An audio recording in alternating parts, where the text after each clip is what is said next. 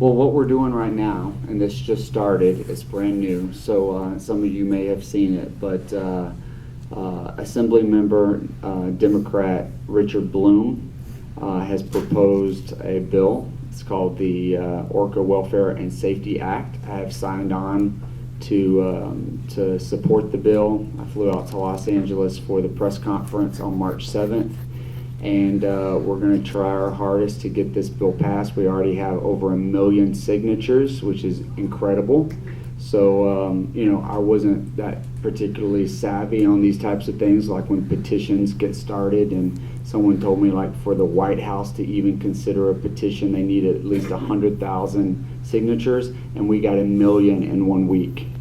But SeaWorld, they're using all their power and all their money to the most powerful lobbyist. They're going to fight like hell to try to stop it, because what it does in California is, the bill is, it says that you can no longer keep killer whales in captivity for entertainment purposes. You cannot export killer whales across the state lines. You cannot export genetic material such as semen or embryos for artificial insemination across state lines. California right now has the most of our SeaWorld whales. We have 10 whales in California. This would cut SeaWorld off at the knees. It would be huge. So to stop that, and then it says for the whales that are already in these existing enclosures, they may very well live out the rest of their life in these enclosures. But for us, and for me personally, that's fine, because we have to be realistic. I know some people think, set them free, put them out in the wild. I personally don't subscribe to that, just off of what I've seen in 14 years of my experience, because it's an experiment. And for the whales that I love, I don't want them to go through an experiment that I don't know that they're going to survive it. So for me, in my vision of success is, if we can just stop the captive breeding, if we can just stop the artificial insemination, we stop the program and we won. And this will be the last generation of killer whales ever. And can you imagine, SeaWorld could, what they're brilliant at, they could exploit the whales one last time. They could say, guess what? We've decided all you guys are right. We're ready to come to the table. We've heard you. We're ready for change. This is going to be the last generation of killer whales. Can you imagine the spike in attendance and ticket prices and the money that they would make off of that? And they would look like heroes, scumbags, but still heroes. And for those of us who truly know them. And but it doesn't matter, because in the end we still win. We still get what we're looking for. And I really think it's going to happen. And then I signed on with Republican Greg Ball and New York State Senator, for a similar bill. So that's going to happen May 28th. Now for New York, it's more symbolism, because clearly we do not have killer whales in the state of New York. But what we're doing is saying, it's for Animal Advocacy Day. It's the 4th annual Animal Advocacy Day. And it's to say you can never have killer whales in captivity in the state of New York. It's never okay here. And what that does is it sends a message that makes it easier for other states that are maybe not as bold to say, hey, New York did it. Maybe we should do it too, because you know what? We kind of feel the same way. And then that this is happening at the same time that this is happening in California only strengthens it and only makes it that much stronger. And it's the same thing. It just says you can't have killer whales in captivity. You can't breed killer whales in captivity. You can't artificially inseminate. And then it also puts an existing framework into place. So then it makes all these other states throughout the United States easier for them. If they say, I want to do that now, the framework of the law and all that is already in place. Easy for them to adopt.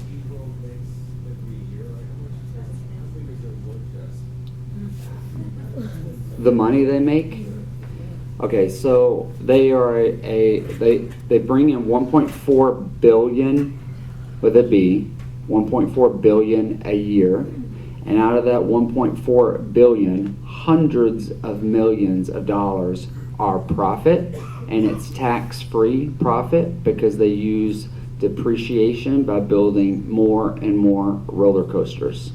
So the more roller coasters they build, and it gives them 7 more years of depreciation, then it prevents them from having to pay federal taxes. And what's so sick about this, and this is one of the things I fought at the end of my career, we had pools. First of all, the killer whales are in the same sterile concrete pool since the mid-1980s.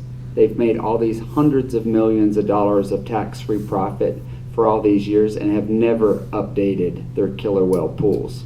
While I was at the Texas park, because I started in Texas, went to California, then went to France, then came back to Texas. When Don died, there was this big push, like hurry up and like change the show from the Believe show to One Ocean, because they wanted, One Ocean was kind of associated with Don, and they wanted people to stop thinking about Don. It was a distraction. So we hurried and we put in this new awful, hideous show, One Ocean. And it was all about dance steps and musical timings. It was horrible, and it was embarrassing to even do it.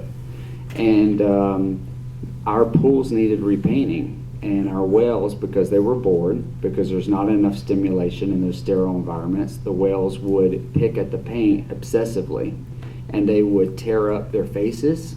Their faces would bleed and they would cut, but they couldn't stop themselves because of the boredom. Just like you would see in people and patients that have a similar psychological issue. And, it's like pulling at the hair. They keep pulling the hair out. And, and it's taught to all the other whales, and they do it. And so their teeth would be all messed up. They would excessively wear down their teeth. Their faces would be bruised and bloodied. They would ingest the paint chips, which obviously is not good. We know you should not ingest paint.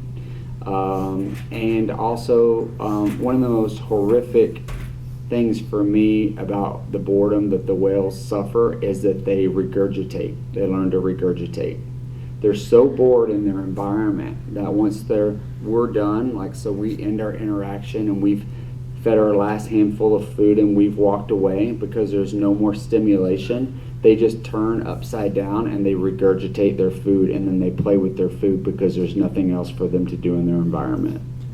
So in the process, the acid from their stomach tears up their esophagus, and it wears down further and destroys their teeth even more. So when you see these things happening year after year, and you think too, like, I was very outspoken trainer. I got in trouble all the time because I fought management on a lot of issues. I was very big for my britches, I thought. I thought I could take you on because of my level and all that. And what it ended up being is I would get pulled into a lot of private closed door meetings where that was the standing joke, is like, John's in another closed door meeting. And I would get in trouble. I would get in trouble for, saying this is wrong. We can't do this. You can't do this to these whales. But I couldn't stop it. And we would also put our whales in the med pool, which is it's our smallest pool in the area. It's only 8 feet deep. It's only roughly 15 by 25 in dimensions. It's basically a backyard swimming pool.